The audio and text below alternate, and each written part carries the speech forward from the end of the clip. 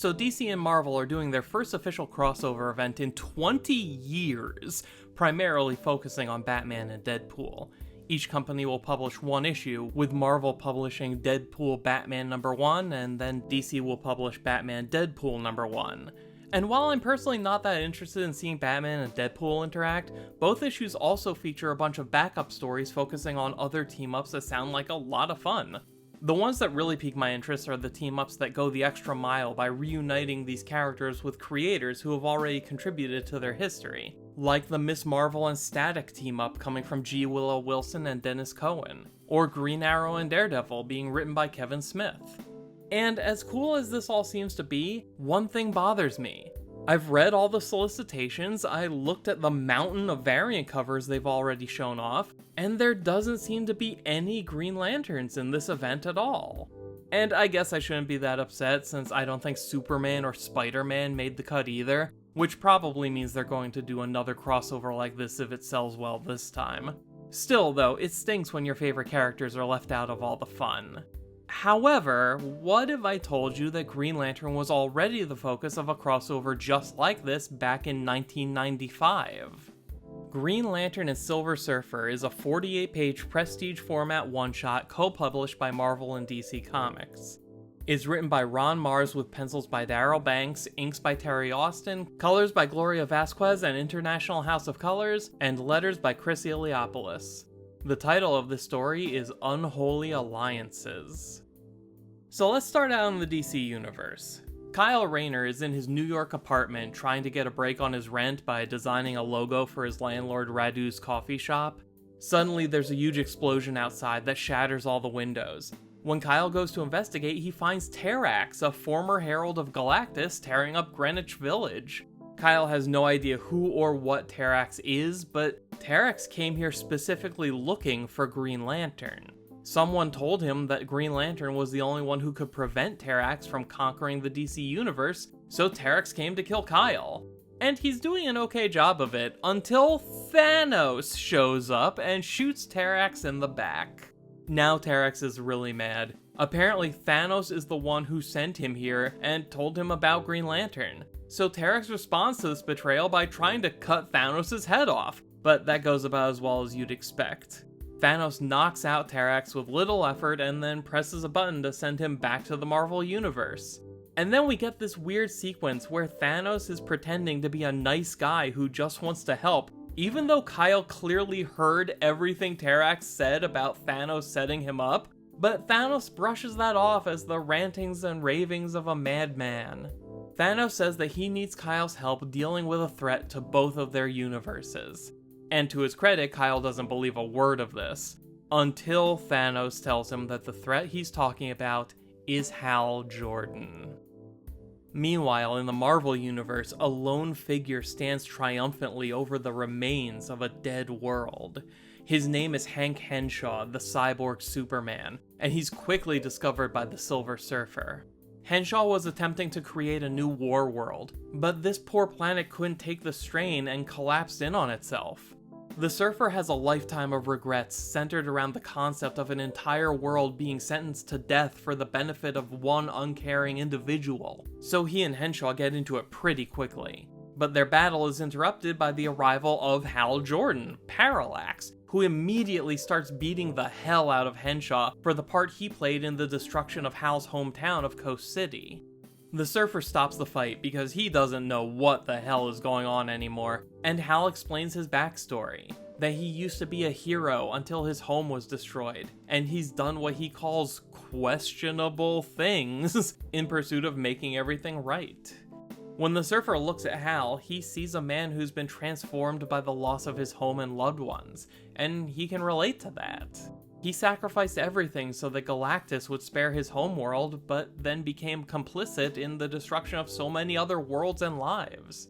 The Surfer would do anything to give all those lost souls a second chance at life, and Hal is telling him that he can.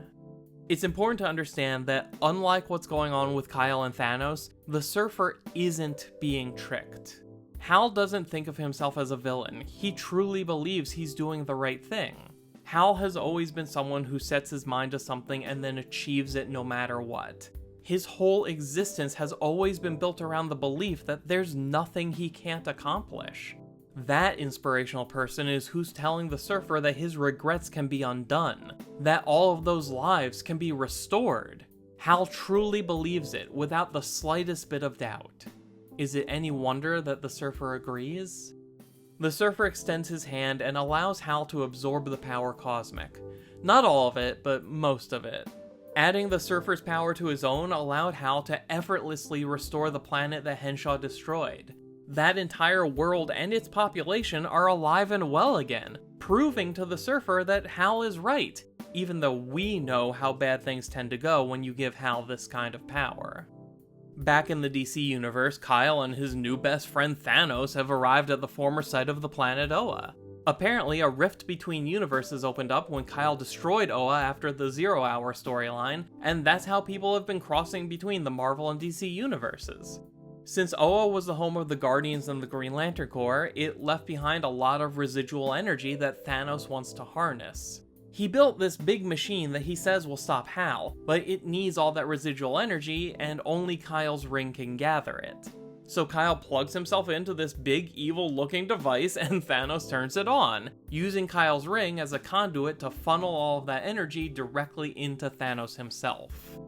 See, Thanos has always been obsessed with death. And by that I mean the concept of death in the Marvel Universe is personified as a lady who Thanos fell in love with. But the only way he can think of to get her to love him back is by killing as many people as possible. So Thanos is always on the hunt for a power source that'll let him destroy most or all of the universe. Because surely that has to be enough, right? Once Thanos discovered the rift between universes, he immediately realized the opportunity it presented. He tested it out by pulling Henshaw through, and then set his plan in motion by sending Parallax to attack Green Lantern. But before Thanos can finish his evil monologue, the Silver Surfer and Parallax show up. Both of them have cosmic awareness, which is like spider sense but for the universe, and they could feel Thanos' power-up all the way from the Marvel universe. Both Hal and the Surfer have no trouble believing that Kyle is in league with Thanos, which is both unbelievable and kinda funny, but whatever, it helps us get to the big fight scene. And here we go, Green Lantern versus the Silver Surfer. The fight doesn't last very long. They trade a few blows, but the Surfer doesn't have enough power left to keep up with an opponent who can generate literally any defense and offense at will. Kyle goes for a thematically appropriate victory by making the Surfer wipe out on a green wave. Things are going much crazier for Hal and Thanos. Two beings with godlike power, one fixated on destroying everything, the other obsessed with recreating everything. For some reason that I cannot understand, Hal decides that the middle of this fight is a good time to recreate the planet Oa, right in front of Thanos, who instantly destroys it again, because of course he would. Then Hal decides to restore Coast City, out in space, right in front of Thanos, who instantly destroys it again because of course he would.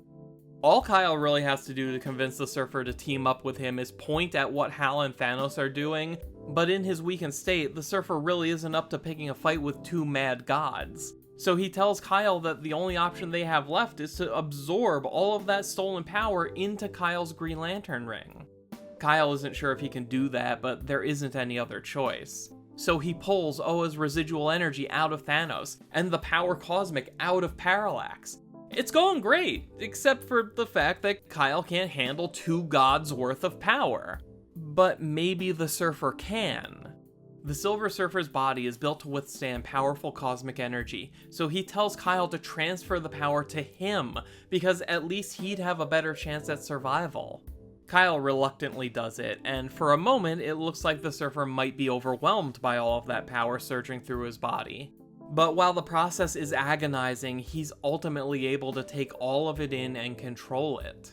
And this experience, this moment of self-sacrifice that could have ended with his death, helped put things in perspective for the Surfer. Because if he died in this moment, it wouldn't do anything to atone for what happened in the past, but it would prevent future suffering at the hands of those who would have misused this power.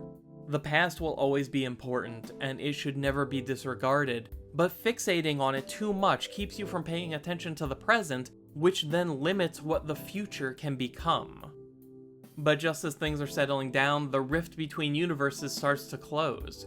Reality is fixing itself, and all the Marvel characters are being pulled out of the DC universe. We never see what happened to Henshaw, but presumably the Marvel universe ejected him back over to DC when we weren't looking. Overall, this is a pretty solid crossover. My only real regret is that we didn't get much of a fight between Kyle and the Surfer, though this wouldn't end up being their only chance.